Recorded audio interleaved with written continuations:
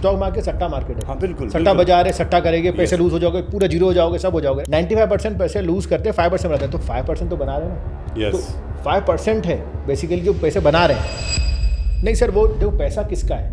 पैसा मेरा है। तो फिर किसी और की बात क्यों सुनेंगे?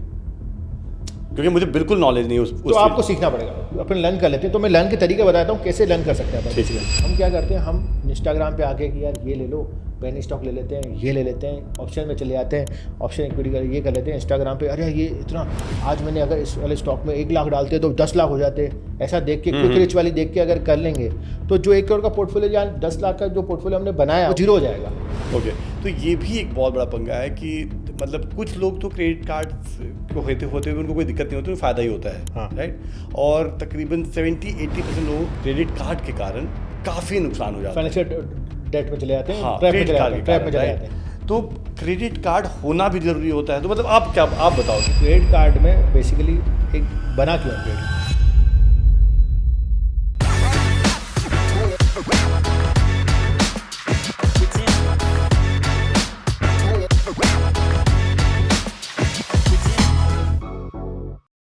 हाय एवरीवन, आज का जो सेशन होने वाला, आज का जो पॉडकास्ट है, ये थोड़ा सा हटके है लेकिन बहुत इंपॉर्टेंट भी है। बिकॉज अल्टीमेटली हमें जैसे हम जितने भी लोग हैं, हम सभी को ग्रो करना है। और ग्रो करने के टर्म्स में हम केवल एक एक्टिव इनकम पे डिपेंडेंट रह जाते हैं। और सबको पता है, आपको भी पता है कि किसी ने भी अगर पैसे बनाए हैं, थोड़ा अच्छे पैसे बना रहे हैं, तो उनको पता है कि that can not be dependent on one your active income. There could be few more options जहाँ से आपके पैसे बनने चाहिए। पंकज जी हमारे साथ। पंकज जी की अगर मैं बात करूँ तो जब ट्रेडिंग की बात आती है, he is a CA, he is a chartered accountant. और जब ट्रेडिंग की बात करते हैं, जब हम स्टॉक मार्केट की, शेयर मार्केट की बात करते हैं, जब हम म्यूचुअल फंड्स की बात करते हैं, तो इन चीज़ों के बारे में आई थिंक जितने भी हमारे साथ गेस्ट आए हैं आज तक, जितने भी लोग हैं, उनमें इनसे बड़ा एक्सपर्ट कोई नहीं है। तो सीधे इनसे जानते हैं थोड़ा डेप्थ में, क्योंकि हम लोग जब बात करते हैं तो बहुत सुपरफिशियल लेवल पे करते हैं, थोड़ा डेप्थ में चीज़ों को समझते हैं और बहुत बेसिक से समझते हैं। बिल्कुल, thank you so much for inviting, thank you so much sir. और मेरे को लगता है सर आपके ऑडियंस को हम हेल्प कर पाएँ, उनके स्टेप फाइनेंशियल डिसीजन को एक स्टेप कर पाएँ, फाइनेंशियल लिटरेसी कर पाएँ, वो हमारा प्रयास है। हम करते हैं, इसको करते हैं, मज़ा आएगा। तो सर थोड़ा सा एक बार थोड़ा सा अपने बारे में बताना। सर मैं बेसिकली पंकज इमथानी, सब वो तो आपने इंट्रोड्यूस दे दिया। तो मैं चार्टर्ड अकाउंटेंट हूँ, कंपनी सेक्रेटरी हूँ, मैंने 2 बुक लिखी हैं, ऑथर हूँ मैं। प्लस सर मैं फाइनेंशियल कंटेंट कराता हूँ, मैं फाइनेंशियल ट्रेनिंग भी देता हूँ। फाइनेंशियल लिटरेसी मेरा एक गोल है कि लोगों को फाइनेंशियल लिटरेसी का हम एक बच्चों तक पहुँचाएँ, पेरेंट्स तक पहुँचाएँ, और उससे उनकी फाइनेंशियल डिसीजन में लेने में कितना इंपॉर्टेंट। जैसे आज हम बच्चों को सिर्फ सिखा ही रहे हैं कि पढ़ाई करो, पर उनको ये नहीं सिखा रहे हैं कि फाइनेंशियल लिटरेसी कैसे होगी, फाइनेंस क्या होता है, उनको फाइनेंशियल डिसीजन कब लेने। तो जो पैसे कमाते हैं वो, जैसे 1-2 लाख कमाए, उनकी जॉब लगी, वो करें कहाँ इन्वेस्ट, क्या करें, उसको कैसे करें, क्यों करना चाहिए उनको, क्या उनको बेनिफिट क्या मिलेगा सेव करें। तो ये मेरा जर्नी है कि मैं उनको फाइनेंशियल लिटरेसी जर्नी में पहुँचाऊँ और उनको अवेयर करें और उनका फाइनेंशियल फ्रीडम जर्नी में उनको हेल्प करें। ये हमारा गोल है बेसिकली मेरा। तो ये है। प्लस सर हमारी मैं CA प्रैक्टिस हूँ और full time stock market trader हूँ। 2008 से सर मैं स्टॉक मार्केट ट्रेडिंग कर रहा हूँ। और 2018 में सर 5-6 साल मैंने बजाज फाइनेंस में जॉब की रही है, एज अ नेशनल हेड में वहाँ था। उसके बाद सर मैंने अपनी ट्रेडिंग प्रैक्टिस चालू करी और ट्रेडिंग करने लगा हूँ, और अभी सर वही जर्नी चल रही है सर। ठीक है। तो बहुत लेमैन की तरह समझते हैं, बहुत लेमैन की तरह कि जैसे कोई कुछ भी पैसा अर्न कर रहा है, राइट। लेकिन तकरीबन हम में से 90% लोग नॉर्मली शेयर मार्केट में पैसे नहीं, उधर हम जाते ही नहीं है, राइट। उसको हम अलग एंगल से ही देखते हैं। तो उनको कैसे समझाओगे? हम बहुत हिम्मत करके, जैसे जो थोड़े से हम इन्वेस्टमेंट करते भी हैं तो मैक्सिमम SIP कर लेते हैं, म्यूचुअल फंड तक जाता है, उसके आगे नहीं बढ़ते। ठीक है। तो वो कौन सी दुनिया है, क्या है सर? इसको थोड़ा क्रैकडाउन करते हैं कि ऐसा क्यों सोचते हैं हम लोग कि सट्टा मार्केट है। देखो आपने सुना होगा सर, आपके व्यूअर्स ने भी सुना होगा, और आप कमेंट करके बताइए कि आपने सुना है कि नहीं कि स्टॉक मार्केट सट्टा मार्केट है। हाँ बिल्कुल, सट्टा बाजार है, सट्टा करेंगे, पैसे लूज हो जाओगे, पूरा जीरो हो जाओगे, सब हो जाओगे, राइट। मेरा सर इसमें अलग कोई एंगल है। मैं आपको बताता हूँ कि अगर आप लेट से आप अगर कोच हैं बेसिकली, आज मैं कोच बन जाऊँ तो मैं सट्टा कर रहा हूँ किसी और की लाइफ के साथ। आज अगर आप सर कोच हैं और आज आपने किसी को ऑपरेशन करना है, तो आप बेसिकली बिना नॉलेज, अगर बिना नॉलेज तो उसकी नौकरी, उसकी लाइफ के साथ आप खेल रहे हैं। प्लस अगर मैं बेसिकली बात हूँ, चार्टर्ड अकाउंटेंट हूँ, मैं किसी के डॉक्टर का ऑपरेशन कर लूँ किसी का, तो मैं उसकी लाइफ के साथ सट्टा कर रहा हूँ। तो बिना नॉलेज के कुछ भी करना इसे सट्टा, क्योंकि आपको पता ही नहीं ना उसका क्या होने वाला। आप तो वैसे रैंडम बेसिस पे कुछ भी डाल रहे हो कि यार ये रैंडम है, आज ये अच्छा है तो मैं कर रहा हूँ बाय, और नहीं है तो मैं कर रहा हूँ। तो रैंडमनेस हटाने के लिए हमें पहले एजुकेट करना पड़ेगा। अगर हम एजुकेट हो गए तो कोई चीज़ सट्टा नहीं है, इट्स अ बिजनेस, और इससे अच्छा बिजनेस कोई और नहीं है। इसको मैं एक्सप्लेन भी कर लेता हूँ।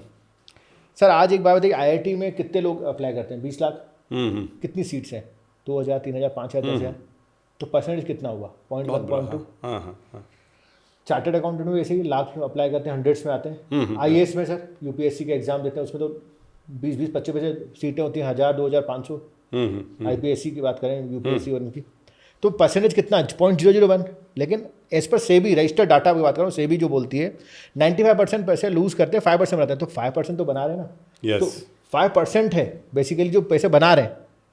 यहाँ तो 0.001% है सक्सेस का, यहाँ तो 5% तो है जो कि रजिस्टर्ड डाटा है। तो कितना फ़र्क है? ऐसा नहीं कि नहीं है। तो हर बिजनेस सबके लिए नहीं बना है। जैसे आज मैं अगर बेसिकली आज मैं बात करूं कि मैं ट्रेनर बन जाऊं, फिटनेस कोच बन जाऊं, तो मैं नहीं बना उसके लिए।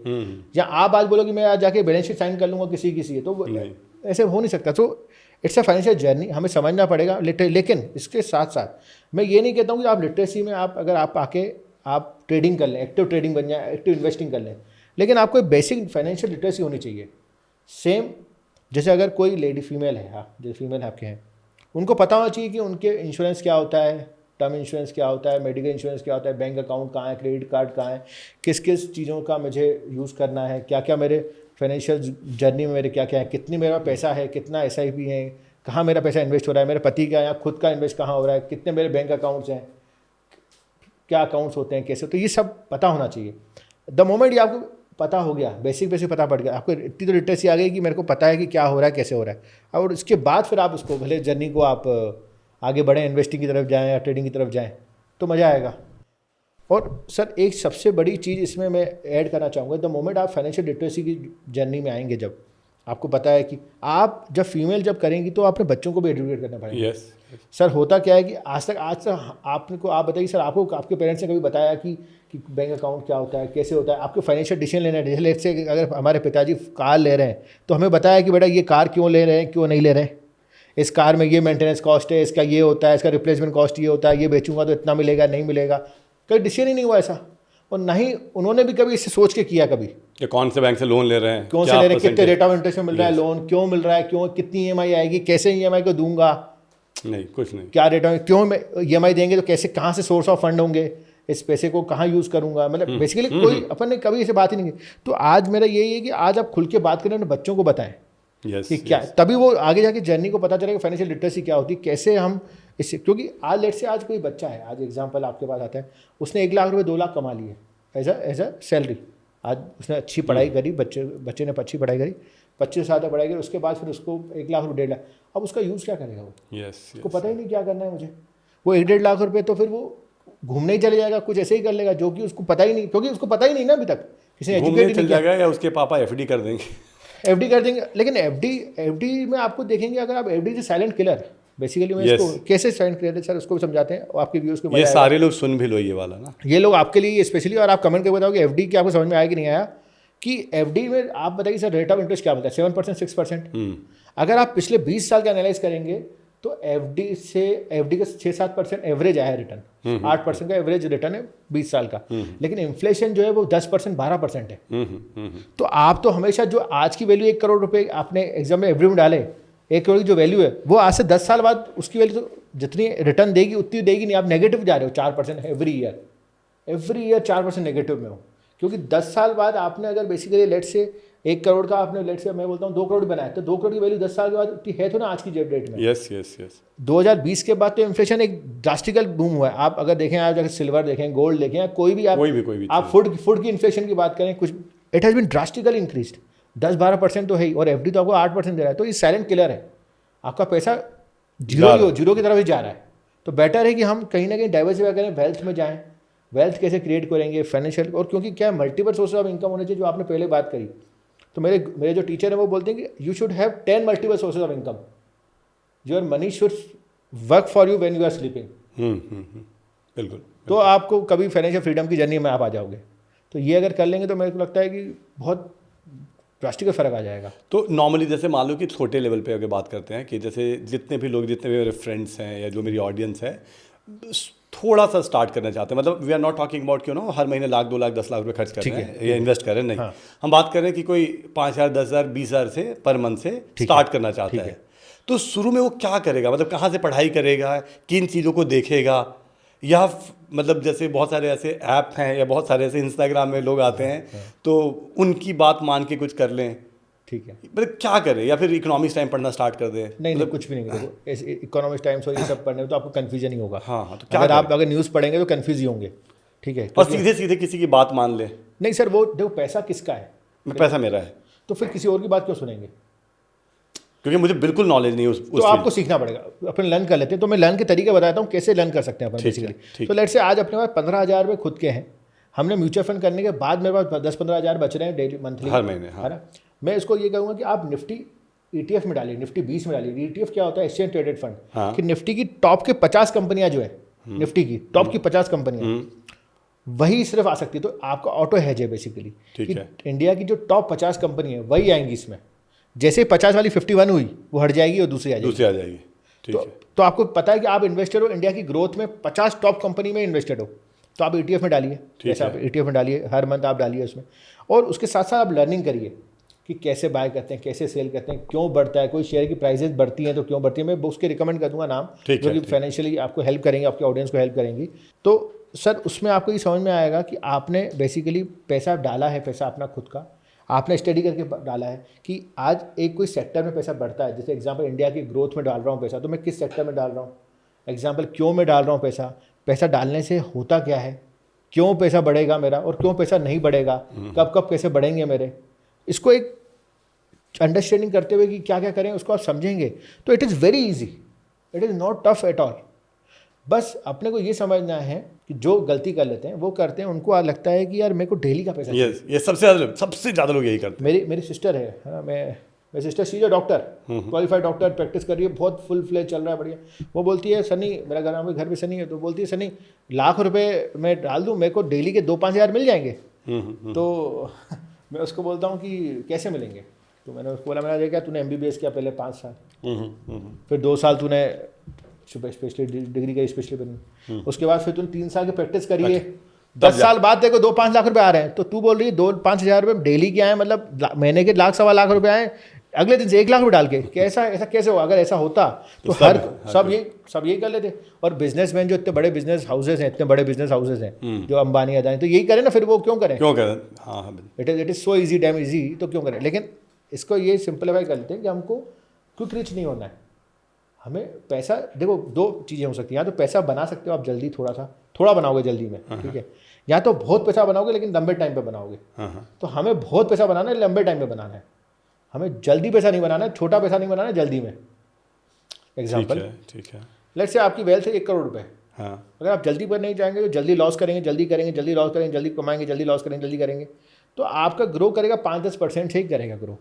लेकिन अगर आप इसको लंबे समय तक रखेंगे, इसको पैसे को इन्वेस्ट करके रखेंगे और इसको प्रॉपर तरीके से एजुकेशन के साथ करेंगे, इसको करेंगे, तो 1 करोड़ को आप देखेंगे 10 साल में 10 करोड़ 20 करोड़ बन जाएंगे। इतना बन सकता है, इतना बनता है, मतलब इतना इसमें पोटेंशियल है। क्योंकि आप अगर देखेंगे, मैं हिस्टोरिकली बात करता हूँ, अगर आपने बेसिकली निफ्टी की बात करें, अगर हम निफ्टी की बात कर रहा हूँ, मैं इसलिए बात कर रहा हूँ निफ्टी की, क्योंकि निफ्टी ऐसी चीज़ है जो कि इंडिया के ऊपर है, वो जीरो नहीं होगी। वो जीरो क्यों नहीं होगी? क्योंकि वही मैंने बताया कि टॉप 50 कंपनी है, जैसे ही 50 वाली 51 हुई वो हट के दूसरी आ जाएगी, तो टॉप पर जाए, तो वो जीरो नहीं हो सकती। और निफ्टी की वैल्यू क्या होती है? Average of, weighted average of all top company. Okay, 50 का वेटेड एवरेज जो होता है ना, एवरेज आता है, वो उसकी वैल्यू होती है। ओके, तो वो जब जीरो हो नहीं सकती है, तो ये वैल्यू जीरो नहीं हो सकती है। तो आप एक सेफेस्ट तरीके जा रहे हैं, आप सेफेस्ट जोन में जा रहे हैं, आपने इन्वेस्ट कर लिया, आपने अपना जर्नी को अच्छा एक इन्वेस्ट किया। अब जब आपने एक इन्वेस्टमेंट अपना अच्छे से कर लिया, अब आपको क्या करना है? उसको नरिश करना है, देखते रहना है क्या कुछ ऐसा कुछ तो नहीं हो रहा है, कुछ मुझे ये तो नहीं करना है, कुछ ऐसी और नॉनसेंस करना है। हम क्या करते हैं, हम इंस्टाग्राम पे आके कि यार ये ले लो, पेनी स्टॉक ले लेते हैं, ये ले लेते हैं, ऑप्शन में चले जाते हैं, ऑप्शन इक्विटी कर ये कर लेते हैं इंस्टाग्राम पे, अरे ये इतना आज मैंने अगर इस वाले स्टॉक में 1 लाख डालते तो 10 लाख हो जाते, ऐसा देख के क्विक रिच वाली देख के अगर कर लेंगे तो जो 1 करोड़ का पोर्टफोलियो या 10 लाख का जो पोर्टफोलियो हमने बनाया ओवर पीरियड ऑफ टाइम, 5 साल 2 साल में बनाया, वो जीरो हो जाएगा। क्योंकि देखिए आज स्टॉक में एग्जाम्पल, अगर मैं आपको एग्जाम्पल दूँ कि सर अभी अपन फरवरी में बैठे हैं कि जुलाई में बारिश होगी, उसकी प्रोबेबिलिटी कितनी है? है, मतलब जुलाई में बारिश होगी तो प्रॉबिलिटी होगी। आपको मैं बोलूँ कि जुलाई में बारिश होगी, कितना % चांस है? आप क्या आंसर क्या रहेगा? 60-70%। नहीं, आपके हिसाब से आप बोलोगे हाँ, आप आंसर दे दोगे इसके? हाँ हाँ। आप आंसर दे पाओगे इसका? अगर मैं ये बोलूँ कि अगर सर कल बारिश होने के चांसेस का आंसर आप दे पाएंगे कि होगी कि नहीं होगी? अभी तो नहीं देते। और सर 1:25 पे बारिश होगी कि नहीं होगी, उसका आप दे पाएंगे? नहीं, अभी नहीं। तो सर लंबे टाइम पे हम हमेशा अपने एक व्यू पता पड़ता है हमको। एक अगर मैं लंबे टाइम पे देखूँ, लेट्स से अगर मैं बात की जुलाई की, क्योंकि हर साल होता ही है। तो मेरे को पता है कि मैं सेफ्टी लिए आप बताता हूँ, जुलाई पीरियड में वहाँ बारिश होती है, तो मेरे को पता है। तो आपका decision was very sound, clear था। अब मैंने इसको मैक्रो करके एक दिन में लेके आ गया तो टफ था। हाँ। और मैं इसको बोला कि अभी के अगले आधे घंटे में, आधे घंटे एक मिनट तक बताया तो बहुत टफ था। हाँ। तो हमें बस टफ नहीं जाना है, छोटे छोटे चीज़ों में नहीं जाना, अपने को बड़ा विजन रख के रखना है। अगर द मोमेंट बड़ा, बहुत क्विकली हो जाएगा और बहुत इजीली डिसीजन हो जाएंगे। और मुझे लगता है व्यूअर्स को भी बहुत मजा आएगा कि आप अगर लंबे समय तक रख रहे हैं पैसा, तो आपके डिसीजन सही ही होंगे। नहीं तो जैसे निफ्टी में हम गए तो फिर हम उधर ही इन्वेस्ट करें हम, और जैसे जो इंडिविजुअल शेयर्स लोग खरीदते हैं। देखिए, इंडिविजुअल शेयर में इसलिए नहीं कहता हूँ इनिशियल लेवल पे, उसका मैं रीज़न दे देता हूँ आपको। क्या होता है सर, इनिशियल लेवल पे आपको स्टडी करनी है 2-3 साल, 1-2 साल पढ़ें। क्योंकि सर इंडिविजुअल शेयर्स में क्या होता है सर, आपको कंपनी के फाइनेंशियल समझने हैं, उसके फंडामेंटल समझने हैं।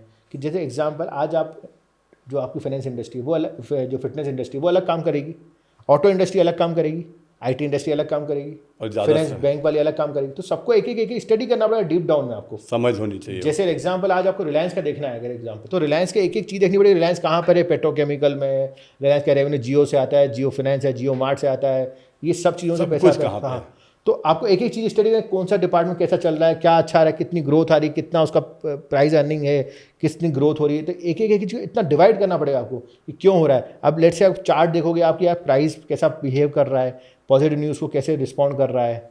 अगर अपन ने ये सब चीज़ देखी तो जाके मैं समझ पाऊंगा कि इंडस्ट्री।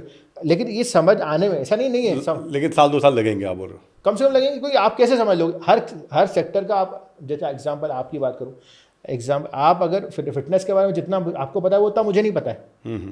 जैसे एग्जांपल, कितना भी करोगे तो आपको साल लग जाएंगे। अगर मुझे सीखना है तो मुझे 1-2 साल तो लगेगा ना, कम से कम बेसिक तो पता पड़ने की। क्या इसमें टर्म्स क्या होती हैं, इसमें कैसे होते हैं, क्यों उसमें होता है, इसके साइक्लिक होता है कि नहीं होता है, बारिश के टाइम पे ज़्यादा चलता है, गर्मी के टाइम पे ज़्यादा चलता है कि नहीं चलता है, किस टाइम पे ज़्यादा चलता है, लोग कितना पैसा इन्वेस्ट करते हैं, कहाँ ग्रोथ आती है, कहाँ नहीं आती है, कितने % मार्जिन है, कौन से किस सेगमेंट में पैसा बनता है। ये सब तो मुझे समझ में आएगा ना, समझ में आने में टाइम लगेगा। अगर मेरे को ये समझने के लिए अपने को 1-2 साल देना है, अगर ये आ गया फिर अपन कर सकते हैं।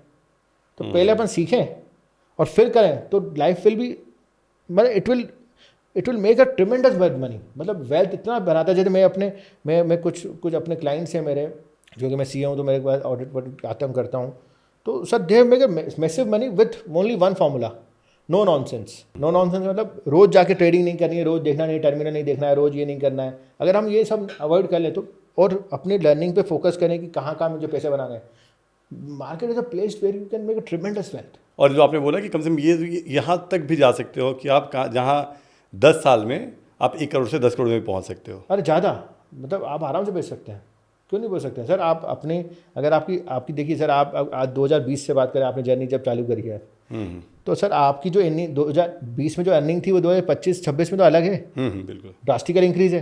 तो विद दैट ड्रास्टिकल नॉलेज, आप एक तो सर इसमें 2 इफेक्ट हैं। एक तो नॉलेज का इफेक्ट है, नॉलेज भी बढ़ रहा है आपका, प्लस आपकी इनकम भी बढ़ रही है। तो वो भी तो इन्वेस्टमेंट भी बढ़ता चल जाएगा। तो इन्वेस्टमेंट बढ़ रहा है, प्लस नॉलेज बढ़ रही है, तो वेल्थ तो बढ़ना ही है आपका। सवाल यहाँ पे कहाँ आता है? सवाल जैसे मैं नॉवल पूछ लेता हूँ ना, सवाल इसमें आता है कि मैं नॉलेज के बिना इन्वेस्ट करना चाहता हूँ। हाँ, सभी यही करते हैं। अगर नॉलेज के बिना मैं किसी और का, देखो बेसिकली किसी और के थॉट पे जाएंगे तो पैसा उसका लगा ही नहीं हुआ है ना, पैसा तो मेरा लगा हुआ है। आज लेट्स से एग्जांपल, आपने 1 लाख रुपए डाला किसी में, वो 1 लाख का शेयर हो गया 50,000 में, तो पैसे गए किसके? मेरे। तो आपको ही समझना पड़ेगा, पैसे सामने वाले जिसने बताया उसके तो गए ही नहीं। या इंस्टाग्राम पे किसी को देख लिया, किसी को रील यूट्यूब पे किसी को देख लिया, उसके तो पैसे गए नहीं, पैसे तो अपने गए ना। तो हमें समझना पड़ेगा हमारे पैसे तो हमें केयर करना है, हमें ध्यान देना है। तो वो सामने वाले की नहीं बोल रहे कि हम यार मुझे 15 साल का एक्सपीरियंस है, तो मैं रिसर्च करके जो डेली शेयर बताता हूँ उसमें पैसा लगा। नहीं तो, देखो बेसिकली 15 साल का एक्सपीरियंस, या तो अपने को चेक करना पड़ेगा सेबी रजिस्टर्ड है कि नहीं है। ओके, वो सब देखो पहले। मतलब बेसिकली उसके ड्यू डिलिजेंस तो करें, पैसा किसका है। अच्छा, एग्जाम्पल देते हैं सर, आपके फिटनेस जो है, आपके जो इंडस्ट्री में, एग्जाम्पल सर, एक प्रोटीन पाउडर मुझे लेना है। एक मुझे प्रोटीन, सर प्रोटीन पाउडर में 10 टाइप की कैटेगरी है। हाँ, और कि सर मेरे को नेचुरल लेना है, हाँ हाँ प्लांट बेस्ड लेना है, डेयरी वाला लेना है, विथ आइसो लेना है कि नॉर्मल लेना है, इसके बाद मुझे इंडियन ब्रांड लेना है, या बाहर का लेना है, मेरा बजट कितना है, कितना स्कूप लेना है, कितने कितने टाइम पे लेना है, कब कब लेना है, विथ वाटर लेना है कि विथ मिल्क देना है, मतलब कैटेगरीज में कितने हो गए। बिल्कुल। तो अगर बेसिकली मेरे को भी अगर किसी के पे एडवाइस लेनी है, किसी की एडवाइस, तो समझना पड़ेगा कि भाई वो सही रजिस्टर्ड है कि नहीं है, हाँ उसके बाद डिग्री है कि नहीं है, उसका फाइनेंशियल बैकग्राउंड कैसा है। भाई देखिए क्या होता है कि आज तो इंस्टाग्राम पे तो आपने देखा उसका बैकग्राउंड चेक किया कि नहीं किया, किसी के लेने पे आप पैसे ले रहे हो कि उसको उसकी ऑथेंटिकेशन है कि नहीं है। जैसे अभी आपने बोला कि मैं सीए हूँ या किसी, तो मैं आपको कुछ बता रहा हूँ, मैं आपको ये नहीं कह रहा हूँ कि आप ये ले लो, क्योंकि कोई भी जानकार बंदा कभी भी आपको नहीं बोला कि ये ले लो आप। Yes yes. क्यों क्यों सर, उसका रीज़न बताइए। इसका रीज़न ये है कि उसमें रिस्क है। देखो एग्जाम्पल बता, समझ आ गया। 100 रुपये की 1 लाख रुपये की एक चीज़ है, एग्जाम्पल मैं बोल दूंगा 1 लाख की चीज़ आप ले लो, उसमें रिस्क किसका? हाँ मेरा। आपका रिस्क है ना। तो मैं क्यों बोलूँगा आपके रिस्क, मुझे तो नहीं पता है कि आपका रिस्क एपिटाइट क्या है, कितना रिस्क है, आप कितना देख पाओगे, कितना आप झेल पाओगे, और पैसा आपका है कि बोरोड है। Yes yes.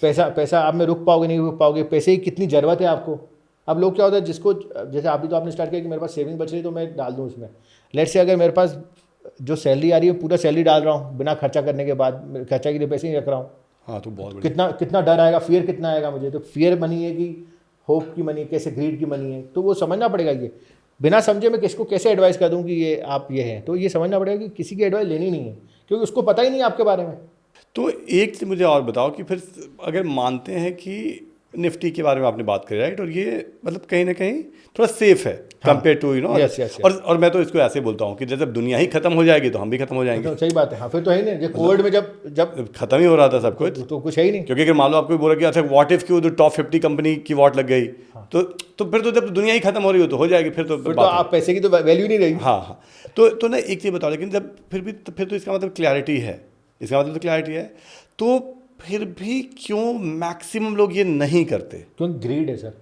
क्योंकि सर मैं अगर आपको बोलूँगा कि आपको पढ़ना है, आपको 1 साल में बोलूँ, आपको 3 साल 2 साल पढ़ना है, डिवोट करना है टाइम, तो आप कितने लोग आपको लगता है कि पढ़ेंगे? या सर एग्जाम्पल आपके एक आपके जो ऑडियंस के हिसाब से करते हैं, सबको पता है कि सर मेरे को दाल चावल खाना है, मैं कुछ खाना खाना है, मतलब सॉरी नॉर्मल खाना है और थोड़ा वॉक करना है, वर्कआउट करना है, सही है। कितने लोग करते हैं? 10% 20% लोग बस बाकी नहीं। ठीक है सर, मुझे पता है कि खाना खाने के बाद मुझे सोना नहीं है, खाना खाने के बाद मुझे वॉक करना है, ये करना है, सबको पता है सर, सबको बेसिक पता है कि सुबह उठ के मुझे वॉक करना ही करना है। कितने लोग करते हैं? नहीं करते, 10-15% से ज़्यादा नहीं। सर बेसिकली वैसे ये सबको पता है कि मुझे ये सेफ में है, लेकिन मुझे क्या किक नहीं मिलती है ना, इधर किक मिलती है। अच्छा यार इंट्राडे, अच्छा ये वॉलिटिलिटी, अच्छा ये बढ़ गया, मेरा 100 रुपये वाला 105 हो गया, 10 हो गया, 20 हो गया, अच्छा ये हो गया, सॉरी। नहीं, और उल्टा भी जैसे मैं बोल रहा हूँ कि जो जिस एज में मैं हूँ, राइट, आई एम 44, राइट, तो मेरे जो एज के, मेरे से जो बड़े वाले लोग हैं, मेरे पापा, अंकल, भैया, राइट, वो लोगों के पास अगर मान लो अभी जैसे 10 लाख रुपए आए कहीं से, या मान लो सेविंग कुछ भी है, राइट, 10 लाख है, 2 लाख है, 5 लाख, 20 लाख, 50 लाख, कुछ भी है, तो अगर मान लो 10 लाख है तो उनको भी थोड़े पैसे इधर डालने चाहिए। सर उनको मैं नहीं बोलता हूँ नहीं डालने चाहिए, उनको नहीं डालने चाहिए। एक रीज़न बताता हूँ। हाँ 60-70 ईयर्स के बाद वालों को नहीं, 60-70 नहीं, मैं अपने 40 वालों आपको तो बिल्कुल डालने चाहिए सर। आपको 60 ईयर्स तक तो बिल्कुल दबाए करना चाहिए, क्योंकि ग्रोथ है। अभी तो आपको ग्रोथ नहीं करेंगे तो कब करेंगे? मतलब बेसिकली रिटायरमेंट फंड तो तैयार, सर रिटायरमेंट फंड तैयार कैसे होगा आपका?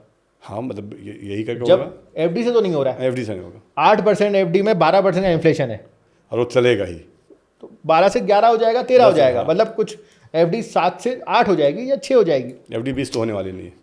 तो सर ये तो डिफरेंस तो 5% का तो अभी से ही ना, 5% तो every year you are losing.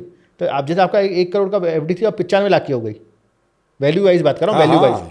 अब अगले साल 90 की हो गई, 5% से हर बार गिर रहे हो ना, तो ये तो जीरो पे आ जाएगी 20 साल बाद।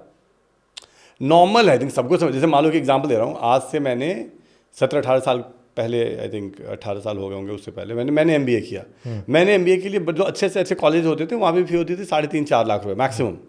इस समय मतलब इस समय जैसे जो फी है, मिनिमम फी 20 लाख रुपए है, बिल्कुल किसी भी जगह पे, नॉर्मल राइट। बिल्कुल। तो आप देखो ना कहाँ आ गया वो। अरे सर इसको उस हिसाब से प्लान करते हैं।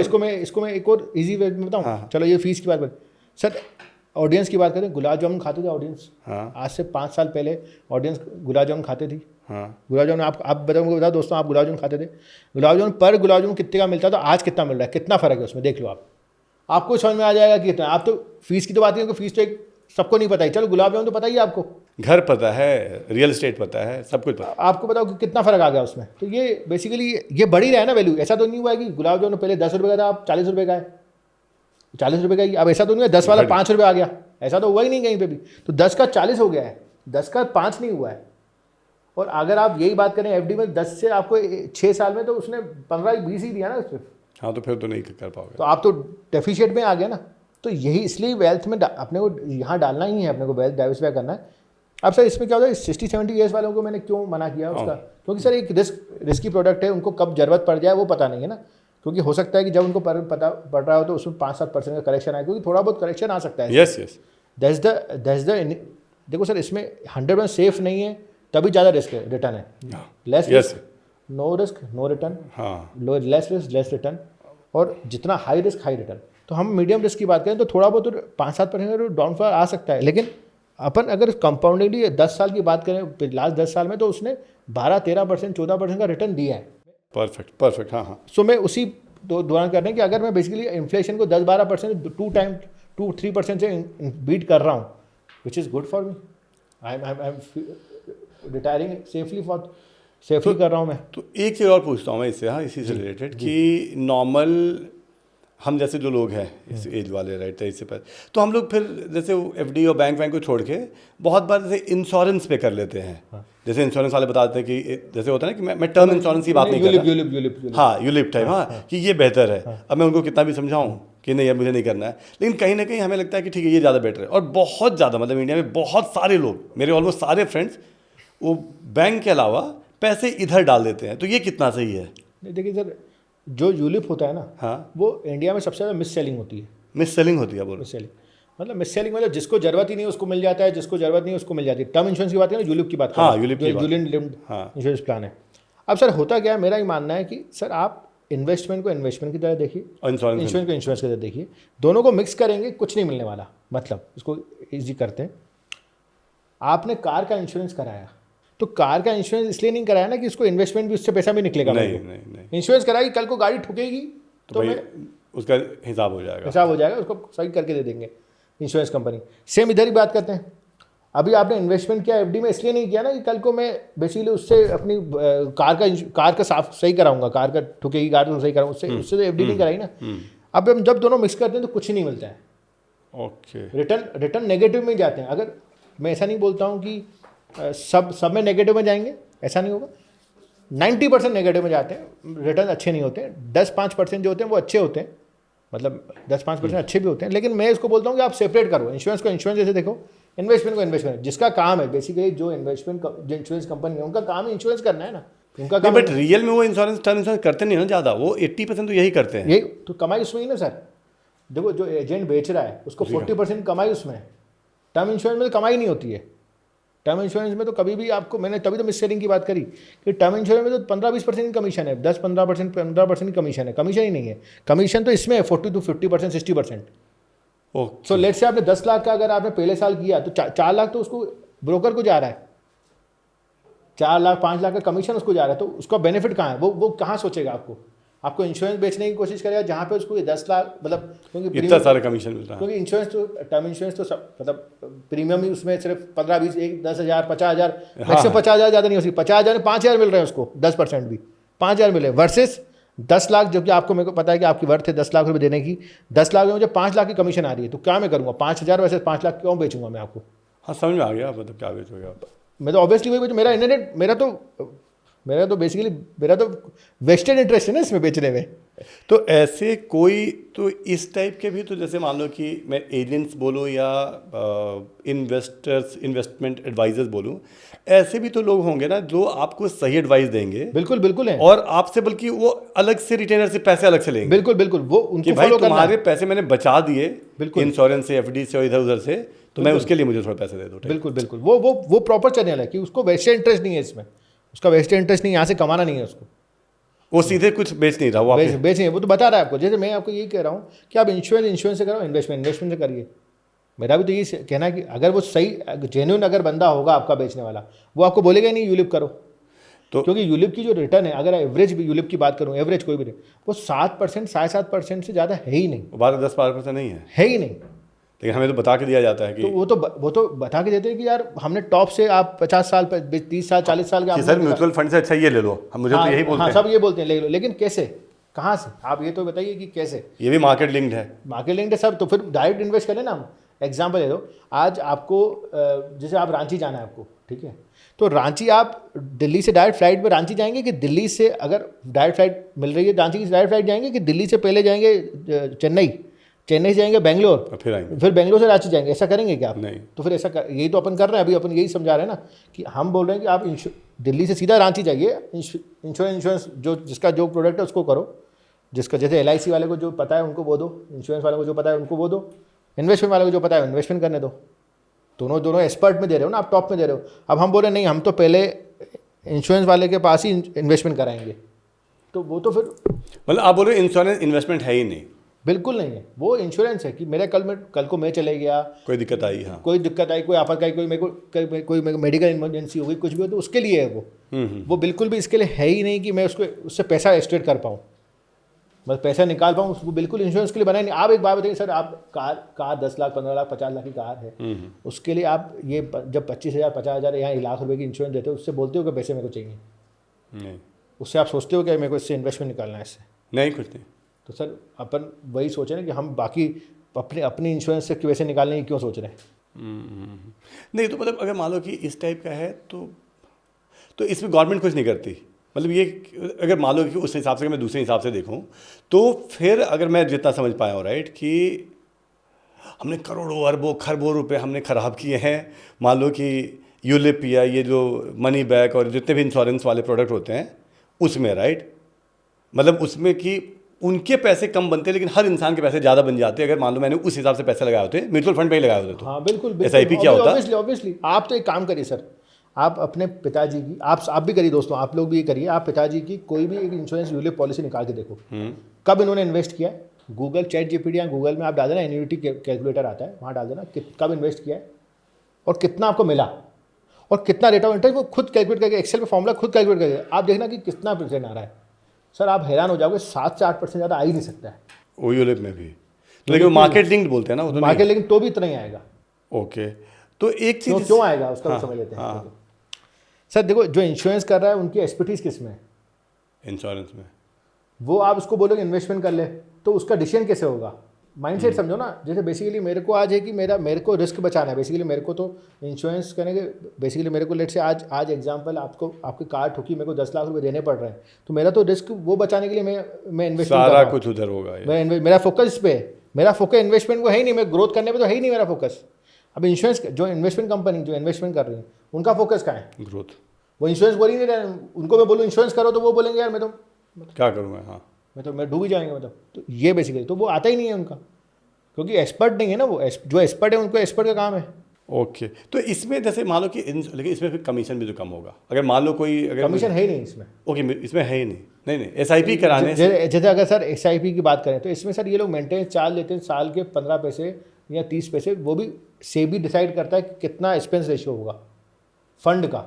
ओके, 20 पैसे 15 पैसे 20 पैसे 40-50 पैसा नहीं है, 20-50 पैसे की बात चल रही है। तो इसीलिए मतलब आपको जैसे हज़ारों लाखों, जैसे अगर मैं बोलूँ इस समय कि हिंदुस्तान में लाखों करोड़ों इंश्योरेंस एजेंट्स मिल जाएंगे, लेकिन वैसे वो सही वाले आपको कैसे मिलते हैं? आप बताओ सर, कहाँ मिले आपको? आप इंश्योरेंस एजेंट इंश्योरेंस नहीं, फाइनेंशियल एडवाइजर जो प्रॉपर आपको नहीं मिलेंगे ना, नहीं मिलेंगे। वो कैसे मिलेंगे सर आपको? क्योंकि सर आज एक माइंड से समझो, मैं अगर आपको बोलूँ कि लेट से मुझे आपसे चार्ज करना है सर, एग्जाम्पल दे रहा हूँ, हाँ मैं आपसे चार्ज करूँगा क्योंकि मैं कमीशन नहीं खाऊंगा। हाँ, तो मैं ठीक से करूँगा, मैं दूंगा नहीं आपको। बोलूँगा यार नहीं यार वो तो यार मेरे से यार जो शर्मा जी का जो इंश्योरेंस एजेंट जितनी शर्मा जी की करी, उससे तो पैसे ऊपर से 5 दिए उसने, पार्टी कराया उसने, पार्टी कराई दिए भी उसने 5-10%, मतलब 40%। अगर देखो बेसिकली सर 10 लाख का किया, 4 लाख रुपए का, 1 लाख रुपए आपको मैंने दे दिए तो क्या हुआ? 3 लाख तो मैंने फिर भी कमाया ना। और यहाँ पे जब मुझे मिल ही नहीं रहा है, समझो एग्जाम्पल, और मैं आपसे बोलूँगा कि सर मेरे को यार मेरी फीस है 25,000 रुपये आपको देने पड़ेंगे, तो आप बोलोगे यार वो तो यार सेम चीज़ करवा रहा है, सेम बता ही देगा सेम करके, तो वो यार ये तो यार मेरे से 1 लाख रुपये दे भी रहा है, वो तो ये तो 25,000 ले रहा है, तो मेरा तो घाटा है। तो ये तो जैसे सेबी रजिस्टर्ड इन्वेस्टमेंट एडवाइज़र जो होते हैं, इन्वेस्टमेंट एडवाइज़र होते हैं, तो लेकिन इनकी संख्या कम ही होगी आप बोल रहे हो कंपेरेटिवली? ऑब्वियसली कम हो गया, बहुत बहुत ही कम है, बहुत लिमिटेड है, क्योंकि नॉलेज पूरे सेबी रजिस्टर करती है, सेबी को इनको एग्जाम देना होता है, इनको सेबी के रजिस्टर पूरे वो करने होते हैं, सब चीज़ें करनी होती हैं इनको, तो पूरा प्रॉपर सेबी की गाइडेंस होती है, हर साल इनको प्रॉपर तरीके से इनको नोट देना पड़ता है कि मैंने क्या क्या एडवाइस किया, कितना वो सभी देना पड़ता है। हाँ, पूरा रिपोर्ट सेबी ऑडिट करती है, हम सीए चार्टर्ड अकाउंटेंट उसको सर्टिफाई करता है कि हाँ जो ये किया है सही बोला है, इसने ये एडवाइस दी इनको, जैसे एग्जांपल आपको ये एडवाइस दिए, ये सही दिए कि नहीं दिए, इसको फिर सेबी चेक करता है इसको, तो ये पूरा प्रोसेस है उस पर पूरा एडवाइस दिए, मान लो मैंने पैसे लगाए, हाँ, तो उसका लेकिन उसको फिर कोई फायदा तो है नहीं, क्योंकि वो म्यूचुअल फंड से कहीं से मतलब कोई शेयर से उसको डायरेक्ट पैसा तो मिल नहीं रहा, तो वो तो आपसे ही लेगा ना फिर बेसिकली, और वो अच्छा एडवाइस देगा, मेरा पैसा ग्रो करे, तभी मैं उसको 10 जगह रिकमेंड भी करूँगा, रिकमेंड करूंगा, नहीं तो अगले साल रिन्यू करूंगा, नहीं तो रिन्यू नहीं करोगे ना आप। एग्जाम्पल, हाँ, मैंने आपको एग्जाम्पल एक लेट से आज मैंने आपको, आपने मेरी सर्विस एग्जाम्पल किसी की सर्विस ले लिया, आपने मेरी सर्विस किसी की, अब आपने बोला यार मज़ा ही नहीं आया इससे यार, तो आप अगली बार रिवाइज वही नहीं करोगे, टर्न करोगे नहीं ना, उसको बोले नहीं यार मज़ा तो आया नहीं, मैं क्यों करूँ, हाँ, उसको तो परफॉर्मेंस देना ही है ना उसको तो। ओके, थोड़ा सा अलग आते हैं, अब एकदम यंग वाले यूथ पे आते हैं, राइट, कि ये जैसे इसका मतलब इसमें भी कोई अच्छा चीज़ करते, बहुत सारे लोग हैं जो डे ट्रेडिंग करते हैं, हाँ राइट, और day trading is the most happening thing, sir, most happening thing, जैसे सभी वो इसी की बात करते हैं, राइट। मैं कभी भी ऐसे बात करता हूँ, बोलते बूढ़ों वाली बात मत कर, मतलब जो यंग वाले हैं ना 20-25-30 साल वाले, हाँ, वो बोलते भाई तो उसमें भी पैसे कमाते हैं लोग। नहीं सर, नॉर्मली सर जुलाई में बारिश होगी, हाँ होगी, कल होगी 1:25 पे, नहीं तो सर भाई नहीं मुझे नहीं पता कल अभी होगी नहीं होगी, नहीं पता सर, बस ये डे ट्रेडिंग तो इतनी है कि कल ऊपर जाएगा नीचे आएगा, एग्जैक्ट बता मेरे को इस टाइम पे। 9-10 बजे लैपटॉप खोल के बैठ जाते हैं और 3 बजे बैठे रहते हैं, तो क्या करते हैं वो? सर देखिए, इसमें मैं सबको खराब नहीं बोलूँगा, इसमें मैं कुछ लर्न भी करते हैं, सीख भी रहे हैं, हाँ, कुछ सीख भी रहे हैं, जेन्युइनली सीख रहे हैं, जिनको सीखना है सीख रहे हैं, हाँ, है ना, और कुछ बेसिकली टिप्स एडवाइजर, मैं आपको बताऊंगा टिप्स एडवाइजर इन सब के पीछे नहीं पढ़ना है, टेलीग्राम में टिप्स किसी ने भेज दिया, इंस्टाग्राम में भेज दिया कि ये मुझे अच्छा लग रहा है, ले लिया उन्होंने, ले लिया और पैसे उनके लगे, वो लॉस हो गया उनको, तो क्या करेंगे वो, तो कुछ, और फिर आदत हो जाती है इसकी, देखो आदत क्या आज डूबा है तो कल निकालूंगा, फिर आप रिवेंज में चले जाते हो कि यार आज तो मैं निकाल के मानूंगा इसको, बिना निकाले मानूंगा ही नहीं, हाँ, तो इतना बड़ा प्रेशर आ जाता है उसमें, निकाल के और पैसे चलाते हैं और पैसे देते हो, you get trapped in that. But आप ये बात बताइए, बिना पढ़े लिखे, बिना नॉलेज के, अगर आप, मैं बोलूँ आपको कि कल 1:29 पे बारिश होगी नहीं होगी, ये बताइए। नहीं पता मुझे, किसी को नहीं पता सर, कोई नहीं बता सकता। अब डे ट्रेडिंग में पैसा बनता है नहीं बनता है, जेन्युइनली ये बताओ, ये भी बनता है अगर आपका नॉलेज है बेसिक कैसे बनता है, क्योंकि it's a game of probability. ठीक है, trading is a game of probability. हाँ, आज ऊपर जाएगा नीचे आएगा, 50-80% चांसेस है, ठीक है, एग्जाम्पल। ओके, बट अगर मैंने लेट से बाय किया, हाँ, और मेरा नीचे जाने लग गया, मेरे अगेंस्ट में गया, तो मैं लॉस बुक करके बैठ जाऊंगा और नीचे उल्टी साइड आ जाऊंगा, मैं शॉर्ट साइड में आ जाऊंगा, ठीक है, तब मेरे पैसे बनेंगे बेसिकली। ठीक तो है, ये सब गेम, लेकिन लोगों को लॉस करना ही मुश्किल है सर, लॉस को बुक करना ही मुश्किल है, लॉस बुक ही नहीं होता है ना, लोग होप में बैठेंगे नहीं बढ़ेगा, कुछ तो होगा। नहीं, तो इसमें जैसे उधर आपने बोला निफ्टी वाला जो हमने शेयर की बात करी, राइट, स्टॉक मार्केट में पैसे लगाने की बात करी, अब ये वाली की बात करते अगर इसमें, तो इसमें भी अगर कोई 6-8 महीने कुछ सीखता तो 1-8 साल में सीख जाएगा, मतलब प्रॉबिलिटी उसकी वो 51 तरफ चली जाएगी। बिल्कुल सर, क्या होगा 1-8 साल में, 2 साल में, 3 साल में आराम से आप सीखते, अगर आप सीखोगे, हम भी सर सीखे ही, हमने भी हम भी सर ऊपर सीख के तो आए नहीं, हमने सीखे। लेकिन आज जो मैं 2000 अपने आप को 2020 में कंपेयर करता हूँ, अभी मैं ज़्यादा नॉलेज, मतलब मेरे को नॉलेज तो है ना, मैं 5 साल हो गए, 6 साल हो गए मेरे को मार्केट को देखे हुए, तो मेरे को नॉलेज तो बढ़ा मेरा, तो मेरी अभी स्किल, मेरी माइंडसेट, मेरा साइकोलॉजी, मेरा ट्रेडिंग का रिस्क मैनेजमेंट सब इम्प्रूव होगा ही होगा। वो करना है सर, अगर 1-2 साल 3 साल जैसे बढ़ते जाएंगे, वो अपने आप ग्रो होते ही जाएंगे वो, और आप देखेंगे कि शुरुआत में पैसे भले नहीं बने, लेकिन वन फाइन डे पैसे आते हैं। तो बेसिकली जो बोलते हैं कि पैसे आते हैं, जो बोलते हैं कि वन फाइन डे, एक दिन में आपको करोड़पति बन जाओगे, एक दिन में नहीं बनते, 17 साल में 15 साल मेहनत करने के बाद एक दिन ऐसा आता है जिसमें पैसे बनते हैं। 17 साल आपने मेहनत करी, फिर वो एक घड़ी आती है जब ऐसा कुछ रात आती है जिसमें आप पैसे बनाते हो, तो वो 15 साल की मेहनत भी है, 15-17 साल, 10 साल 15 साल की। और ये जैसे मान लो कोई अभी जैसे स्टार्ट करते हैं, चाहे जेनजी हो, चाहे फीमेल हो, चाहे मैं हूँ, कोई भी है, अगर मान लो कि शुरू में तो अगर मान लो अगर डे ट्रेडिंग कर भी रहे हैं तो बहुत ही कम करना चाहिए, फिर तो डे ट्रेडिंग शुरू में करनी नहीं चाहिए सर, करनी ही नहीं चाहिए, आप बोल रहे हो, बिल्कुल नहीं करनी चाहिए सर। आप 1:29 में सर क्या होगा? नहीं, मैं नहीं बता सकता, बस सर वैसे ही बात है, तो क्यों करना है?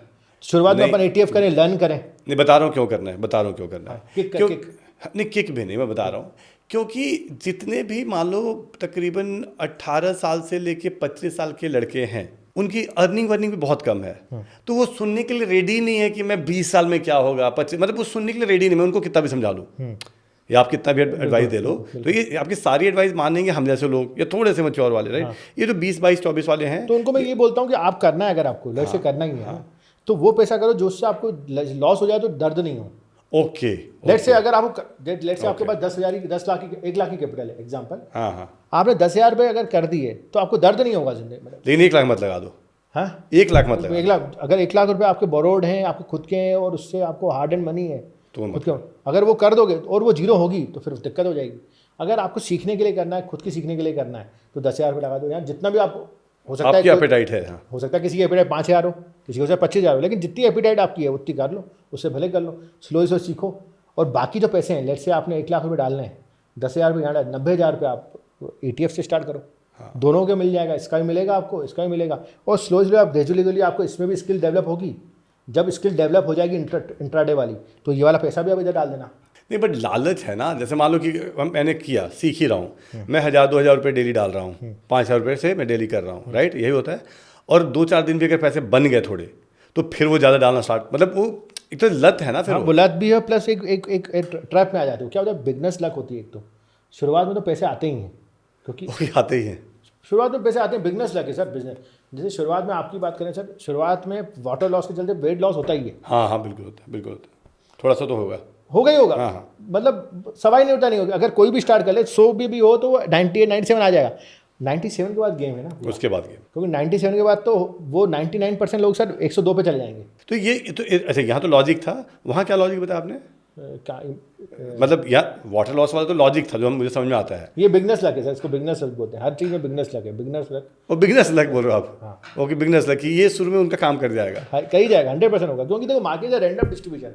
शुरुआत में तो सर आपने अगर बेसिकली लेट से आज आपने टॉस किया सर, तो यहाँ तो हेड आएगा, टेल आएगा, यहाँ तो अब लॉस होगी या वो होगी। लेकिन शुरुआत में बिजनेस लक होता है और पैसे बनते ही हैं आपके शुरुआत में। मार्केट पैसे देती है, इसलिए लोग ट्रैप में फंस जाते हैं। ट्रैप में फंस जाते हैं कि यार मेरे तो पैसे बने।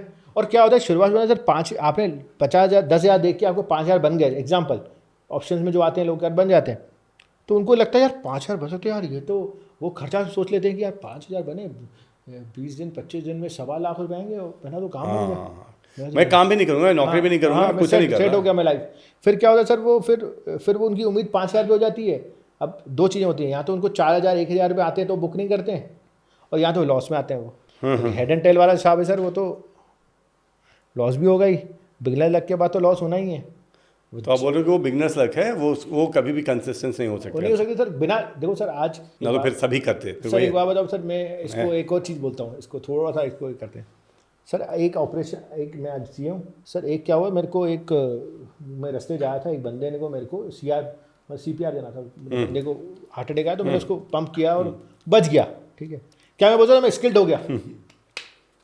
इट वॉज माई लक कि मैं बच गया और मैंने कर दिया, ऐसा कर दिया, हो गया वो। बट मेरी वो स्किल है क्या? वो कल को मैंने इधर की जगह इधर कर लिया तो कल उसको हड्डी टूट गई तो मतलब क्या करेंगे? मतलब मुझे स्किल नहीं है ना, मुझे पता नहीं है ना उस चीज़ की। लेकिन हाँ, अगर मैं इसको 3 साल 4 साल मैंने इसको प्रैक्टिस करी, मैंने पढ़ाई भी करी कि कहाँ रिप्स होती है, कहाँ आउट होता है, कहाँ कैसे CPR देते हैं, कैसे पंप करते, कैसे सब कर ली ट्रेनिंग, तो फिर मैं बोल सकता हूँ मैं प्रोफेशनली कर सकता हूँ उसको। फिर मैं एम्बुलेंस में जाऊँगा तो मैं प्रोफेशनली क्वालिफाइड हूँ, कर सकता है अगर मैं ट्रेनिंग ले ली। सेम वैसे ही करना है सर, कि अगर मैं बिना नॉलेज के एक बार हो सकता है मैं बचा भी लिया सर, एक बार हो सकता है पंप से मैंने बचा भी लिया, हो सकता है कि तुक्का लग गया मेरा, लेकिन क्या मैं हर बार कर सकता हूँ वो? नहीं, बिना नॉलेज के तो नहीं कर सकता सर।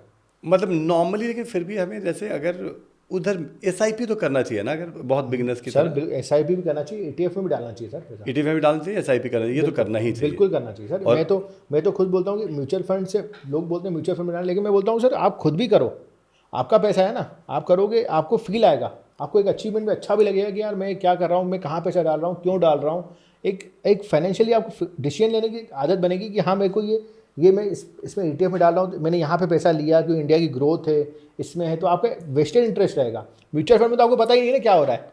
हाँ, वो तो आपने डाल रहे हो। हाँ, यहाँ तो आप सीखोगे कि यार ये इस पॉइंट पे बढ़ा, इस पॉइंट पे घटा, ट्रम्प ने कुछ बोला तो ये हुआ, ऐसा हुआ, इसका वो सब impact समझ क्या? में आएगा, हाँ। सब समझ में आएगा, पूरी पूरी एक जर्नी स्टार्ट हो जाएगी आपकी। और अगर वो करना है तो that's a very beautiful journey. और एक ना जैसे दिक्कत आती है वो शेयर के साथ, जैसे भी गोल्ड के साथ भी आई, राइट, और सबके साथ आती है कि बाबा समझ में नहीं आता, रुक जा यार, अभी बढ़ा है, थोड़ा कम होगा तो खरीदेंगे टाइप। इसका क्या उपाय है? सर इसका उपाय ये है कि अपने को हमेशा देखिए, कितना ऊपर जाएगा ये मुझे नहीं पता है, मार्केट मुझे कितना प्रॉफिट देगा ये मुझे नहीं पता है, मतलब नहीं, देखिए कब खरीदे, हाँ, मुझे लॉस कितना देना है वो मुझे पता है। लॉस कितना देना पता है। सो बेसिकली लेट से आज 100 पे कोई चीज़ है, मुझे नहीं पता कि 100 की 200 जाएगी, 250 जाएगी, 150 जाएगी या 110 जाएगी। मुझे ये पता है कि 100 की अगर ये 95 या 90 हुई तो मैं निकल जाऊंगा इससे, कि मुझे 10 रुपये से ज़्यादा लॉस देखना ही नहीं है मुझे, अब वो ऊपर कितनी भी चली जाए। ओके, आप बोल रहे हो कि लॉस वाले तरफ में अगर वो ट्रेंड गया तो ज़्यादा मत देखो, क्योंकि फिर तो ख़त्म भाई अगर गई। और इसमें फिर ये भी आपका क्वेश्चन आएगा दूसरा कि यार हो सकता है कि 90 से फिर वापस 110 आ जाए, हाँ हो सकता है, हाँ या हो सकता है 90 से 80 चल जाए। 80 में तो आपको खुशी होगी कि चल यार ठीक है मैं बच गया यार। हाँ, जब 90 से 110 चलेगा फिर आप फिर से ले लो एंट्री, कोई ऐसा तो नहीं कि नहीं ले सकते। और फिर से एंट्री, हाँ, तो क्या दिक्कत है, एंट्री ले लो प्रॉपर स्टॉप लॉस के साथ, फिर से कोई स्टॉप लॉस ले लो, नया स्टॉप लॉस जो आ रहा होगा स्विंग होगा वो लेके उससे एंट्री ले लो। अगर कोई स्टॉक 90 से 110 गया, 25% बढ़ा है तो मतलब उसमें स्ट्रेंथ तो है, यस यस, या कुछ भी स्ट्रेंथ तो है, तो वहाँ से ले लो, वहाँ चांसेस प्रोबेबिलिटी बढ़ा है कि वो ज़्यादा बढ़ेगा। बेसिकली मेरे को कितना पैसा देना है मार्केट में ये मुझे पता है, मुझे कितना आएगा ये मुझे नहीं पता है, ये लेकिन वो कितना देना है वो उसको डिसाइड कर लो। बिल्कुल कितना डिसाइड कर सकते हो, मतलब जैसे लेट से अगर मैं कंफर्टेबल हूँ आज 5,000 देने में एग्जांपल, तो मुझे रिस्क भी उतना ही लेना है, मुझे क्वांटिटी भी उतनी ही लेनी है। जैसे एग्जांपल 100 रुपये की चीज़ है, 90 रुपये पे एग्जांपल मेरे को लगता है 90 रुपये 10 रुपये का मेरा स्टॉप लॉस है और मैं 5,000 कंफर्ट तो 500 क्वांटिटी ही लेनी है मेरे को।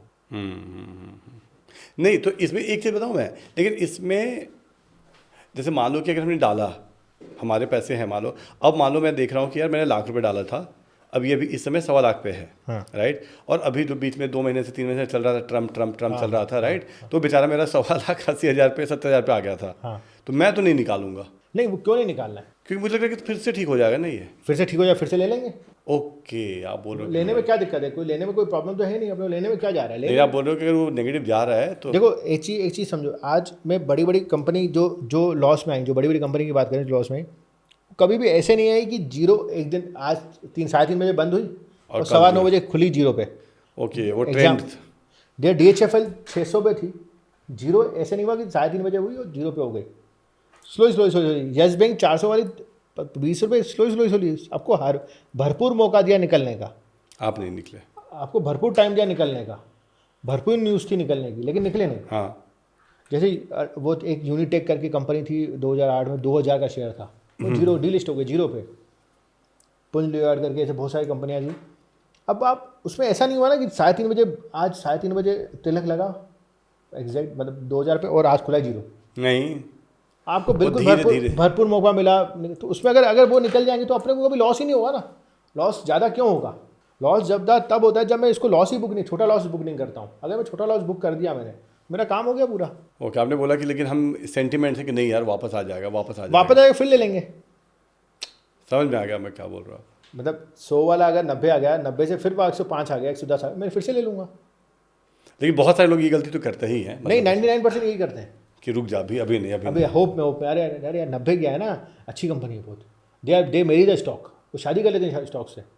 मैं बोलता हूँ शादी आप लाइफ पार्टनर से करो, शादी से नहीं करो। अब बोले कोई इसमें सेंटिमेंट होना ही नहीं चाहिए। आपका आप आए क्यों थे पहले ये बताइए, सबसे पहले अपना पैसे कमाने के लिए, पैसे कमाने आए थे। तो पैसे कमाए से मेरे को पैसा अगर रिलायंस दे, निफ्टी दे, ETF दे, मुझे म्यूचुअल फंड दे, कोई भी दे, टाटा दे, अंबानी दे, कोई भी स्टॉक दे, जो भी इंडिया के जो स्टॉक है, बजाज कोई दे, क्या उसमें कहीं पे भी ये है कि मेरे नोट पे लिखा थोड़ी रहता है कि कहाँ से पैसे आए? आपके वेल्थ में कहाँ लिखा हुआ है कि इससे पैसे बने हैं? कोई मतलब ही नहीं है। लेट से 100 वाला मैंने 90 में काटा, अब दूसरा ट्रेड मिल गया मेरे को 100 पे, उसने मेरे को 120 पॉइंट दे दिए, तो 10 पॉइंट कवर हो गए, 10 पॉइंट तो प्रॉफिट में आया मैं। यस। लेकिन लेट से अगर वो 100 वाला मैंने होल्ड किया तो मेरा पैसा तो ब्लॉक हुआ, मेरा पैसा तो फ्री नहीं हुआ, क्योंकि कैपिटल मांगो, कैपिटल चाहिए, पैसा ब्लॉक, और वो 100 वाला जीरो की तरफ जा रहा है। तो जो रिकवर कर सकता था वो भी रिकवर नहीं किए, और जो लॉस करना था वो लॉस भी ज़्यादा कर लिया। एक थोड़ा सा अलग हट के बात करता हूँ जी, ये भी कॉमन मैन का बहुत बड़ा पंगा है, मतलब बहुत बड़ा रीज़न है। थोड़ा सा अंडरस्टैंडिंग टुवर्ड्स क्रेडिट कार्ड, ये पूछ लूँ आपसे? बिल्कुल बिल्कुल बिंदास, मैंने बुक भी है मेरी। ओके तो ये भी एक बहुत बड़ा पंगा है कि मतलब कुछ लोग तो क्रेडिट कार्ड को होते होते हुए उनको कोई दिक्कत नहीं होती, उन्हें फ़ायदा ही होता है, हाँ। राइट? और तकरीबन 70-80% लोगों को क्रेडिट कार्ड के कारण काफ़ी नुकसान हो जाता है। फाइनेंशियल डेट में चले जाते हैं, हाँ, ट्रैप में क्रेडिट चले कार्ड जाते हैं, के ट्रैप में कारण, चले राइट? जाते हैं। तो क्रेडिट कार्ड होना भी जरूरी होता है, तो मतलब आप बताओ कि मतलब होना चाहिए, नहीं होना सर, चाहिए, इसमें कैसे बहुत यूज़ करें? बहुत अच्छा क्वेश्चन है, मज़ा आ जाएगा और लोगों को लगता है, मुझे लगता है कि बहुत ज़रूरी भी है। हाँ, सबके लिए, मेरे लिए भी। सर क्रेडिट कार्ड में बेसिकली एक बना क्यों है क्रेडिट कार्ड बना, जैसे बेसिकली आपको रिवॉर्ड पॉइंट आते हैं, हाँ बिल्कुल बिल्कुल। बहुत अच्छे आते हैं रिवॉर्ड पॉइंट्स, हाँ 2% 3% कभी इधर आते हाँ, हैं, हाँ, राइट? तो क्रेडिट कार्ड यूज, अब क्रेडिट कार्ड अगर बैंक आपको रिवॉर्ड पॉइंट दे रही है हाँ, तो उसका फ़ायदा क्या है? उसका फ़ायदा नहीं पता मुझे। एग्जाम्पल देते हैं आप। बैंक मुझे रिवॉर्ड दे रही है ताकि मैं ज़्यादा से ज़्यादा स्पेंड करूँ। चलो क्रेडिट स्पेंड कार्ड, आपने स्पेंड कर दिया, लेकिन स्पेंड करने से बैंक का फ़ायदा कहाँ है? बैंक उधर से मिल रहा होगा। नहीं मिलता है ना, कुछ नहीं मिलता है, कहाँ से देगा? जैसे आज जैसे मैंने अगर हिंदुस्तान पेट्रोलियम से या मैंने वहाँ से पेट्रोल लिया, तो राइट? हिंदुस्तान पेट्रोल को पूरा देना है उसको पैसा, मतलब लेकिन फिर अगर मैं मान लो कि अपने ICICI क्रेडिट कार्ड से लेता हूँ किसी पेट्रोल पंप से, राइट? हाँ, तो अब मुझे वो पता है कि यार मुझे ना कुछ तो रिवॉर्ड पॉइंट मिल जाते हैं। रिवॉर्ड पॉइंट मिले, रिवॉर्ड पॉइंट कैसे दे रही है बैंक? वो नहीं पता मुझे। देखो क्या होता है इसका, बहुत ही इजी समझते हैं और सबके लिए मिल जाएगा। ये जो आप पैसे, जैसे बेसिकली आपने क्रेडिट कार्ड स्वैप कर लिया हाँ और अपन ने पे नहीं किया, तो उसमें बेसिकली पे नहीं किया, जो 99% ट्रैप में आ जाते हैं, बेसिकली 4% पर मंथ से 3.5% पर मंथ इंटरेस्ट है, per month interest. Per month. मतलब उसको मैं वैसे समझाता हूँ तो मज़ा आ जाएगा कि लेट से अगर आपने 1 लाख रुपए डेबिट किए, 1 लाख रुपए का स्वैप करा है और आपने मिनिमम ड्यू जो पे करना होता है 10,000 5,000 10,000 जो पे करना होता है 5,000 आपने अगर 5 साल तक भी उसको दिए, जो कि आपने 2 लाख 3 लाख दे दिया आपने 5 साल में, आपका 1 लाख तो भी खड़ा रहेगा, तो भी आपको 1 लाख देना होगा। क्रेडिट कार्ड ऐसा है, इसको थोड़ा और सिंप्लीफाई कर लूँ। 1 लाख रुपए का ड्यू है, 1 लाख रुपए आपने स्वैप कर लिया, आपने पेमेंट नहीं कर रहे हो, आप पूरी पेमेंट 1 लाख रुपए 1 लाख नहीं दे रहे हो आप, ठीक है। तो आपने 3.5% से 4% डिपेंडिंग ऑन द चार्ज और डिपेंडिंग ऑन द बैंक और depending on the credit card style, 4% से 3.5% आपको ब्याज लगता है। लाख रुपए ब्याज 4% आपको लग रहा है, 4,000 रुपये वो हो गए, और 500 रुपये की कुछ पेनल्टी होती है कि नहीं होता है 500-700 रुपये, तो 5,000 का बढ़िया सा मस्त एक मिनिमम ड्यू करके, MDD बोलते हैं, मिनिमम ड्यू अमाउंट, वो देना होता है आपको। और आप दे दो, बोला 5,000 देना है, मैं तो यार लाख स्वैप कर लूँ, हर में दे दूंगा मैं। लेकिन आपका आप देखो कि प्रिंसिपल अमाउंट जो 1 लाख रुपये जो आपने किया था वो खड़ा ही है अभी भी, ये सिर्फ आप ब्याज भर रहे हो। बैंक सबसे ज़्यादा रईस हो रही है इसमें। आप होम लोन लेते हो 8% साल में कमाते हैं, ये 4% महीने के कमा रहे हैं। और वो लेट फाइन भी होता है कुछ। लेट फाइनल वही तो बोला, 500,000 रुपये लेट फाइनल होगा, लेट पेनल्टी चार्जेस जो हैं। हाँ तो 5,000 रुपये कमा रहे हैं उससे, तो 60,000 रुपये सिर्फ और सिर्फ आपने ब्याज का दिया 1 साल में, और वो 1 लाख है अभी भी खड़ा ही है 1 लाख। अगर आपने 2 साल दिया तो 2 साल में 1,20,000 रुपये दिया, लेकिन ये खड़ा है। तो समझो, तो बैंक सबसे ज़्यादा रिच होती है इसमें। Credit card is a profitable business entire world for any bank, profitable business, it's not a loss making, it's a profitable, dam profitable business. सबसे इसीलिए ज़्यादा पकड़ के बेच रहे होते हैं। यस। अभी भी मैं कहीं था मॉल में, तो अब इसको समझते हैं कि क्रेडिट कार्ड अच्छा कब है, हाँ कैसे यूज़ करें, कैसे यूज़ करें, क्यों करना चाहिए और क्या चाहिए। तो क्रेडिट कार्ड में रिवॉर्ड पॉइंट होते हैं, तो अपने को बेसिकली जो 80-90% ट्रैप में है, 10% ट्रैप में नहीं है ना, नहीं है। वो कैसे करते हैं? आपको उसका एक फार्मूला है, मेरा जो फार्मूला मैंने बुक में भी मेंशन किया, उसका फार्मूला क्या है? लेट से आपके पास बैंक अकाउंट में 10,000 रुपये है, क्रेडिट कार्ड की लिमिट भले आपकी 10 लाख रुपए की, आपको खर्चा 10,000 ही करना है। ओके। जो आपकी लिमिट है ना क्रेडिट कार्ड की, वो डिसाइड नहीं करती आपको कितना खर्चा करना है। आपके बैंक अकाउंट में पैसे कितने हैं जो आपको ड्यू करना है, जब आएगा वो खर्चा करना है आपको। तो क्रेडिट कार्ड को डेबिट कार्ड की तरह यूज़ करो। डेबिट कार्ड की जगह यूज़ करो, मतलब जब पैसे हैं तभी यूज़ करो, मतलब उसको क्रेडिट के लिए यूज़ मत क्रेडिट करो। यूज़ नहीं। अगर क्रेडिट के लिए करना है तो भाई पर्सनल लोन ले लो, कुछ ले लो, आपको लोन लेना है personal loan, credit card credit card नहीं, क्योंकि 40% पे 48% पे रेट ऑफ इंटरेस्ट पे 42% rate of interest, that's a massive. 50% 48% किसको बोलते हैं सर?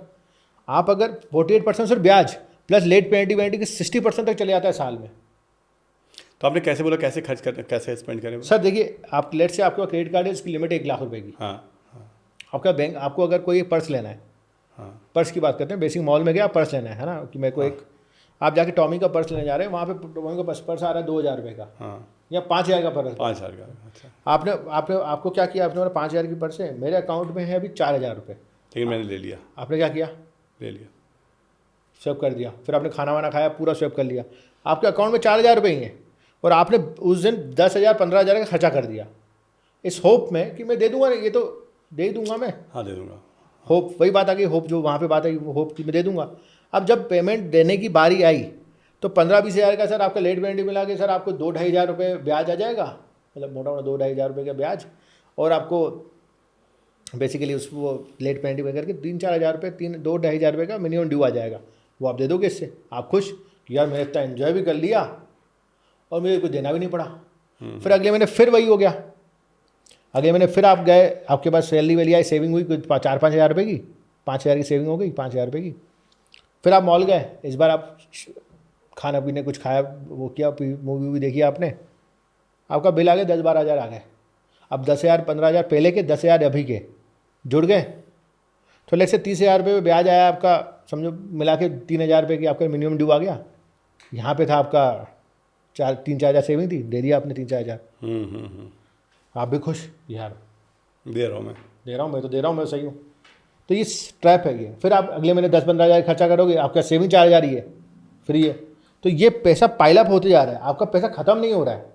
ये लोगों में थे कि खत्म हो जा रहा है, खत्म हो जा रहा है, लेकिन ये तो ब्याज पे पैसा दे रहे हो, फिर पेनल्टी अमाउंट पे पैसा दे रहे हो।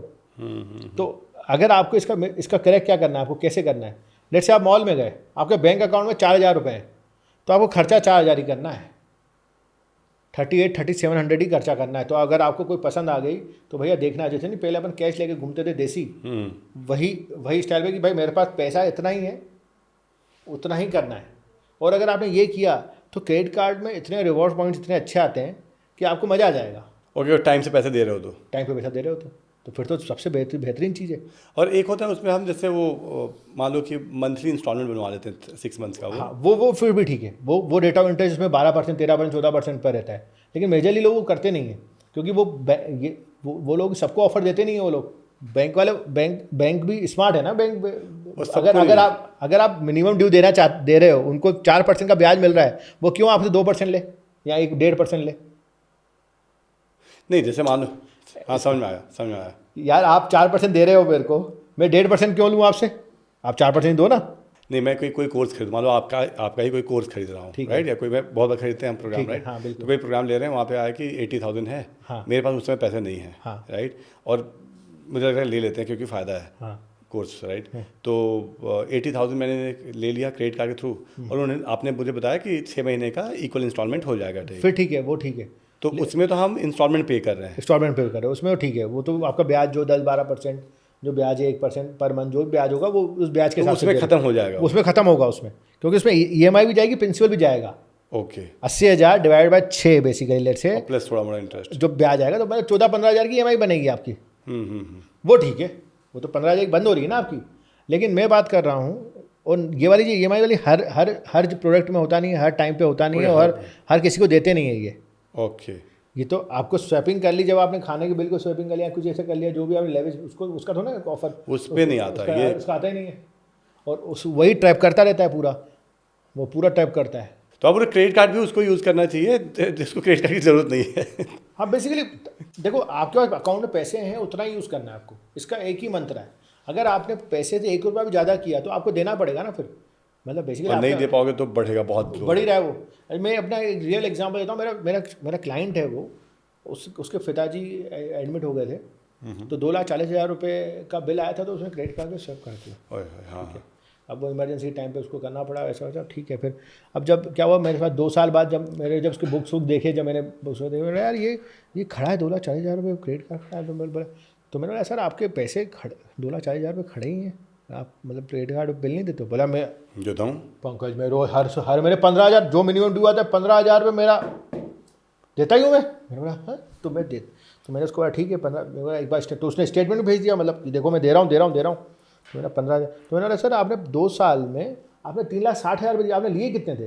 बस 2,40,000, 2,40,000, तो 2,40,000 अभी खड़े ही हैं, 3 साल आप दे चुके हो, अब आपको 2,40,000 और देने हैं जब इसको ख़त्म करना है बेसिकली। तो 6 लाख रुपये दे दिए 2,40,000 के आपने, यार ये वाला तो मैं रिक्वेस्ट करूँगा सभी लोगों से कि जितने भी हैं ऑडियंस, इसको प्लीज़ बढ़िया से रिवाइंड करके देख ले, जो लास्ट के 5-7 मिनट में जो बात हुई है। बिल्कुल, और बिल्कुल। अपने पति देव को या अपने जो भी हमारे खास करके ये वाले जो रेंज में लोग हैं ना 20-22 साल से 30-35 वाले, ये बहुत ज़्यादा करते हैं। बिल्कुल। आई थिंक हमारे एज में आते आते, मैं जहाँ पे हूँ यहाँ पे आते आते तो हम नहीं करते वैसे, नहीं करते, हाँ बिल्कुल। राइट। लेकिन ये वाला आपने बोला सबसे बड़ा ट्रैप ये वाला बताइए होगा। बताए, क्योंकि बच्चों को हमने सिखाया ही नहीं कभी ऐसा। आपने आप बताइए, आपने बच्चों को सिखाया नहीं। ये ऐसा ऐसा नहीं करना है मैं बेटा? भी 2-4 बार गलती करके सीखा हूँ। हाँ हाँ, सब ऐसे ही सीखेंगे।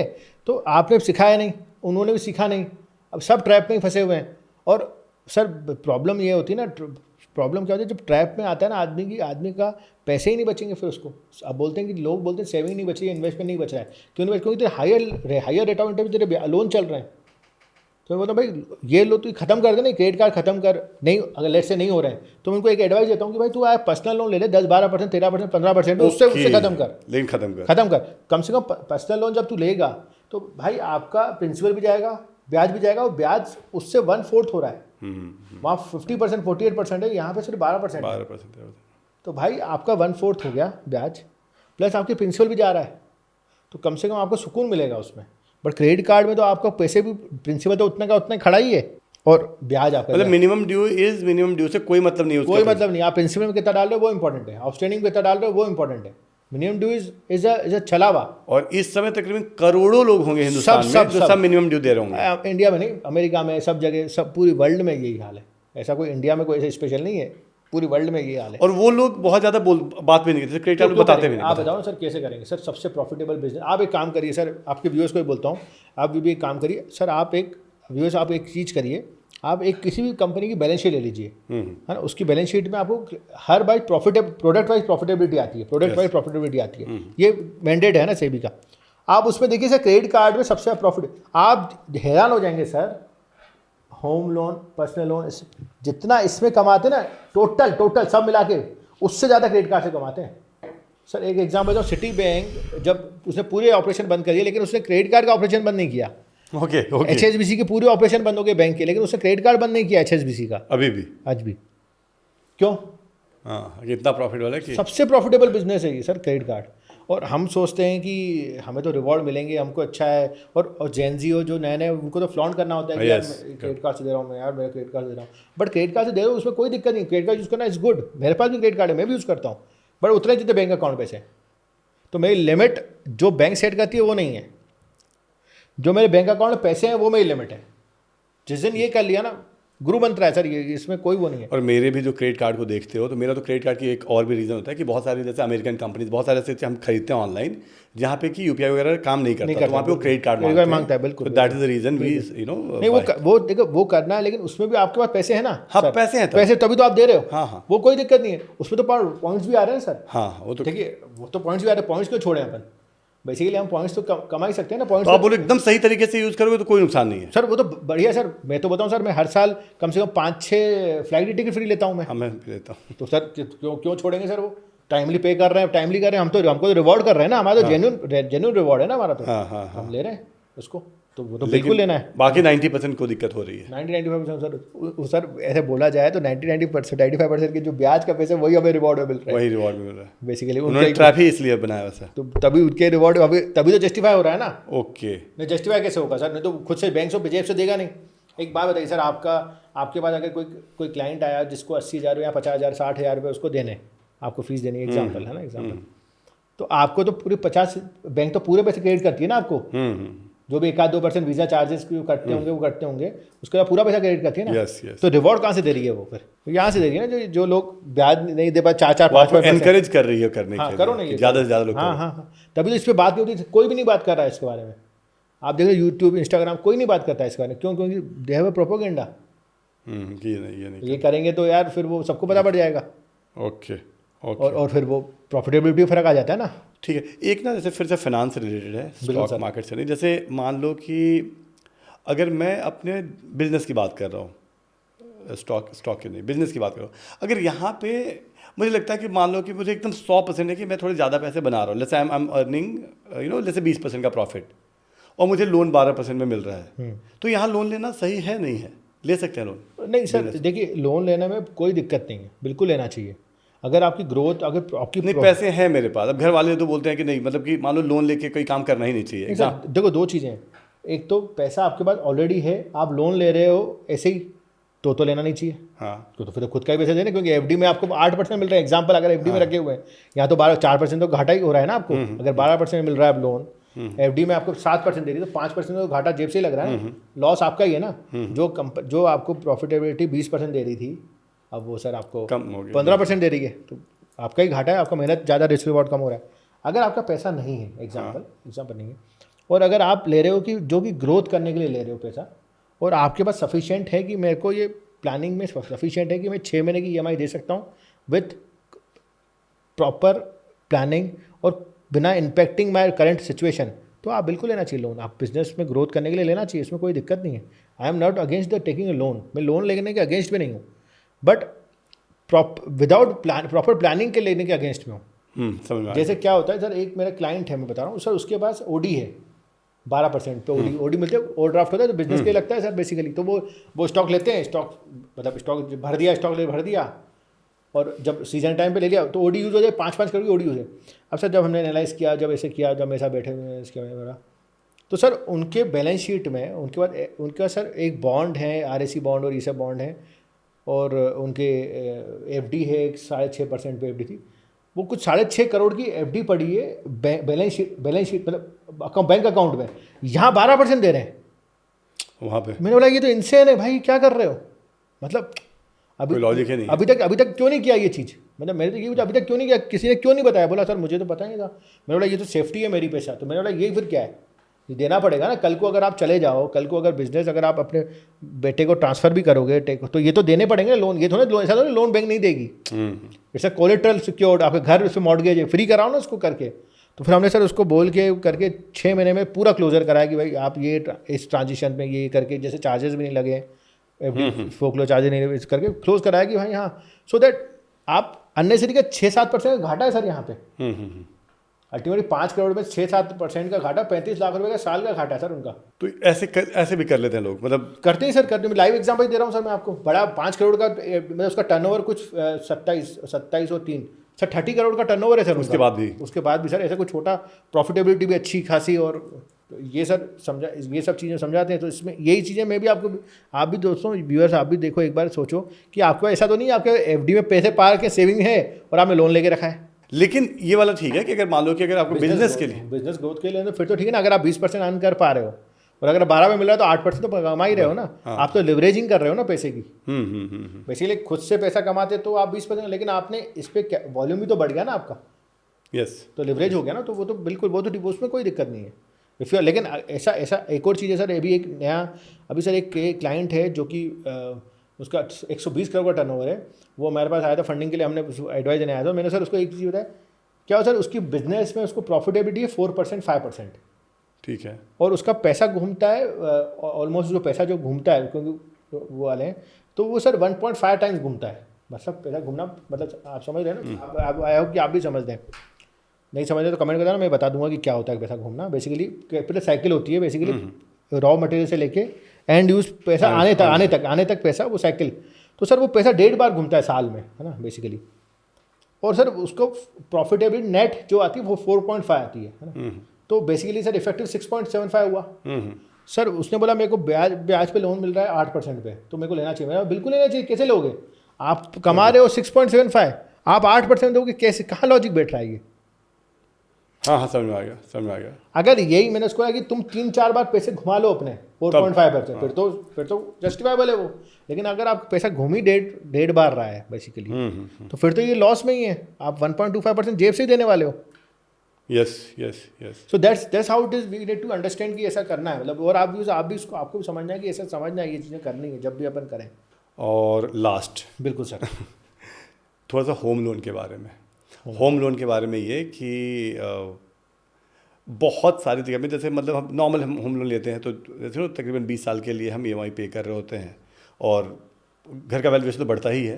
लेकिन ओवरऑल जैसे बहुत सारे लोग बोलते हैं कि होम लोन पे अगर हम घर लेते हैं तो भी कोई बहुत बड़ा हम नहीं कर पाते। मतलब ये सर उसका रीज़न है सर। हाँ, सर आप इंडिया में होम लोन जब लेते हो ना, आप अपनी क्षमता से 10% 20% ऊपर लेते हो। हाँ ज़्यादा। सर जैसे आपकी औकात 1 करोड़ की है एग्जाम्पल, हाँ तो अदरवाइज मत लेना, मैं वर्ड ऐसा बोल रहा हूँ तो मतलब लेट से आपको कैपेसिटी 1 करोड़ की है, हाँ। आप लोगे 1.25 1.5 1.3, क्यों? क्योंकि आपको पसंद ही नहीं आएगा 1 करोड़ वाला। हाँ नहीं आएगा, नहीं आएगा। आपको अपनी लाइफ को अपग्रेड करना है ना, डाउनग्रेड थोड़ा करना है, या सेम पे रखना नहीं है। आप अपग्रेड करोगे तो 1.5 1.2 क्या होता है, आप यू स्ट्रेच योर सेल्फ। जब स्ट्रेच करते हो तो EMI का बर्डन भी बढ़ेगा। आपकी लोन 25 साल 20 साल 30 साल की कराओगे, आप 30 साल के भी लोन मिलते हैं अगर आप इतनी बड़े बड़े कराओगे। आप क्या होगा, मंथली जो सेविंग बचनी चाहिए आपको, लेट से आपकी इनकम 10 लाख 1 लाख रुपये महीने की है और 80,000 रुपये सिर्फ आपके घुस रहे हैं EMI के उसमें, तो फिर आपको पैसे बचेंगे कहाँ? तो वो इसलिए नहीं कुछ कर पाते हैं। नहीं करने का रीज़न ये है क्योंकि अपन स्टेज ओके, सब कुछ ही उधर लग जाता है, फिर नो म्यूचुअल फंड नथिंग, मतलब फिर तो आप कुछ कैसे बचे सर? 20-25 हज़ार चाहिए ना सर आपको। सर आप सर कुछ तो खाना पीना ये वो रहना पीना बीवी के सर खर्चे शौक बच्चे को पालना मतलब स्कूल फीस ये मतलब एन नंबर ऑफ। हाँ, तो जो अर्निंग है मेरी मंथली उसका 30% 40% तक है EMI, तब तो लाइफ 50% तक भी ठीक है, लेकिन अगर वो 70% गया तो गया। 80% गया 70-80% गया। तो सर इसका एक और उपाय उपाय बताता हूँ क्या होता है इसमें, क्या करना चाहिए कि सर बेसिकली क्या होता है, ये एक कैट मतलब बेसिकली ये वो है कि जब मैं लेने जाऊंगा तो जैसे मेरे पिताजी बोलते हैं जब मेरी औकात 1 करोड़ की है तो मेरे को पसंद आ रहा है 1.5 करोड़ का, जब मेरी औकात 1.5 करोड़ की होगी तो मेरे को पसंद आया 2 करोड़ का, जब मेरी 2 करोड़ की होगी तो 2.5 करोड़। तो ये तो चलने ये तो इसमें तो कभी पहुंच ही नहीं पाएंगे अपन, ये कंप्लीट ही नहीं हो पाएगा। अब इसको तरीका क्या है सर? इसका तरीका कुछ नहीं है, इसका तरीका ये है कि सर आपको जैसे सिर्फ 6 महीने पोस्टपोन करना है। 6 महीने पोस्टपोन, हाँ। सो लेट से आपने आज सोचा कि मेरे को ये घर आप फाइनल कर लो, आप रजिस्ट्री 6 महीने बाद कराओ, जैसे वो होता ही रहता है।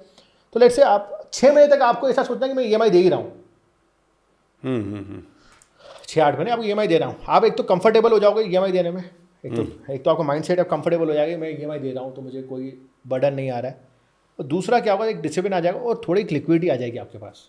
ओके, लिक्विडिटी आ जाएगी, तो मैं कल को इमरजेंसी कुछ पैसे आ रहे हैं, कुछ आ रहा है, कुछ ट्रैप में नहीं आऊँगा मैं। तो 6 महीने रुकना है बस आपको।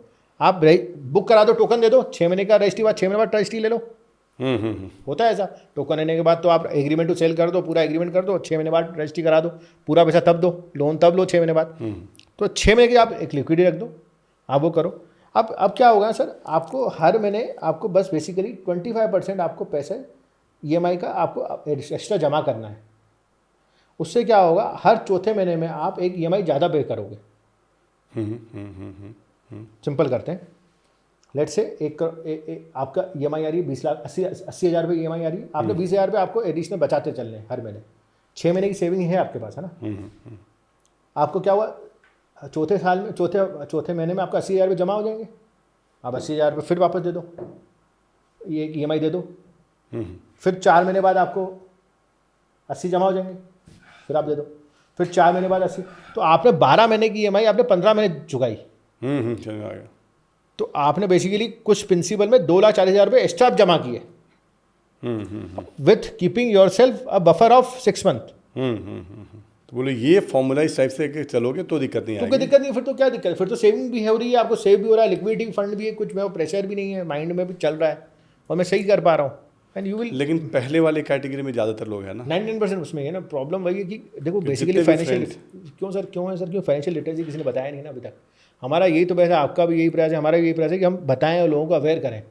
इसमें मोटिव फ़ायदा उनका ही है, अगर वो कोई समझ जाए तो उनका फ़ायदा उनका ही है। हाँ, मतलब फिर तो सारे ट्रैप से निकल जाएंगे जितनी भी हमने बात करी, मतलब फंसेंगे नहीं, फंसेंगे तो बहुत कम फंसेंगे। हाँ, तो लेकिन सर सब लोग ट्रैप उसमें ही हैं, हम लोग पहले वाले में, क्योंकि सर इमीडिएट लेना है, अपना एक्सटेंड करना है, बजट को एक्सटेंड करना है, ये करना है, वो उसमें सबसे बड़ी दिक्कत हो जाती है। और फिर हार्ट बीट बढ़ जाएगा, BP बढ़ जाएगा, फिर तो हालत ख़राब हो जाएगी। फिर तो सर आपके पास आएंगे, फिर आप भी कुछ नहीं कर पाओगे। हाँ।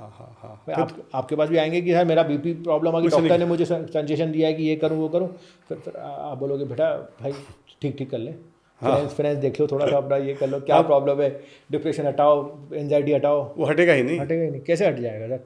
क्योंकि सर आपको हर 5 तारीख के बाद फिर आपको नेक्स्ट 5 की तैयारी हो करनी पड़ेगी। लेट्स से EMI डेट आपकी 5 है, तो आपको हर 5 तारीख को नेक्स्ट 5 की टेंशन होगी।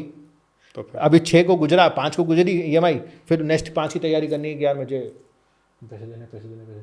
और उसमें क्या, जब पैसे होते हैं मेरे पास तो ठीक है भाई, अभी मेरे को प्रेशर मेंटली तो नहीं है, अगर नहीं है तो इससे दे दूंगा, क्या है। समझ में आ गया। यस। आई एम कंफर्टेबल ना इन दैट सिचुएशन। तो मेरे हिसाब से नॉर्मली ना हमने काफ़ी कुछ कवर कर लिया है, और ये वाला केवल हमने ट्रेडिंग की या हमने शेयर मार्केट की और निफ्टी की, स्टॉक एक्सचेंज की, इन्वेस्टमेंट की, म्यूचुअल फंड की बात नहीं करी। हमने तो ऑलमोस्ट थोड़ा सा फाइनेंस के बारे में बेसिक सब कुछ समझ लिया है, राइट, जो कि लेमैन को समझना ही चाहिए। बिल्कुल। और आपने 2 चीज़ें बोली हैं, तो मैं बार बार बोलूँगा कि कुछ कुछ चीज़ों को 2-3 बार रिपीट कर ले सारे लोग, इसलिए कर ले कि बहुत बार 50 तरह की चीज़ों को ज़रूरत नहीं होती, मतलब बेसिक बेसिक बेसिक। अरे कोई फाइनेंस टफ है ही नहीं सर, हम टफ करते हैं। मैं इसका रीज़न बता रहा हूँ, इंस्टाग्राम पे अगर मैं आपको ऐसी बेसिक बताऊंगा, ऐसे बताऊंगा ना, बोले यार क्या मज़ा नहीं आ रहा है, और मैं कुछ ऐसा दूसरा करके बताऊंगा, ये बेसिकली ये ग्राफ ऐसे ऐसा हो रहा है, ऐसे हो रहा है, अरे सही बोल रहा है यार, सही मज़ा आएगा। और आपने क्रेडिट कार्ड पे आपने जो बुक्स लिखे, बुक्स भी बता दो एक बार। हाँ, मेरे 2 बुक हैं, ट्रेड बियॉन्ड सीक्रेट्स और basically wealth beyond debt. Debt से कैसे वेल्थ की तरफ जाएं।